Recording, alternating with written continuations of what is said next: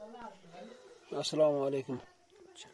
Class 7 subject Urdu, topic Kashmir के दिलकश बागात, sub topic from page number 106 to 107। Kashmir के ज़्यादातर बागात मुग़ल बादशाहों ने लगवाए हैं। मुग़लों का ज़ौक़ जमाल मशहूर है। ताज महल, लाल किला और फतेहपुर सीकरी इसी ज़ौक़ जमाल के मज़हर हैं।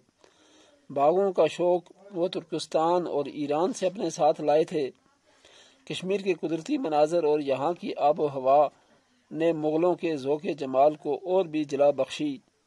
कश्मीर में उन्होंने जो बाग तामीर किए वो ऐसी जगहों पर हैं कि मुग़लों के हुस्न इंतखाब की दाद देना पड़ती है। यहाँ के मुग़ल बागात आम तौर पर पहाड़ों के दामन में वाक़ा हैं। शालीमार बाग, निशात बाग और चश्मा शाही पहाड़ के दामन में झील डल के किनारे दावत नज़ारा देते हैं। इन बागों से झील डल की और झील डल से उनकी खूबसूरती दोबाला हो गई है। शालीमार बाग उन बागात में से सबसे पुराना है जिसकी बुनियाद मुग़ल बादशाह जहांगीर ने 1619 में डाली। उसके 11 बरस बाद शाहजहां के दौर में बाग को वसअत दी गई और इसकी जीनत को बढ़ाया गया। शालीमार बाग श्रीनगर से 10 किलोमीटर दूर शुमाल मशरक की जानब पहाड़ों में वाक़ा है।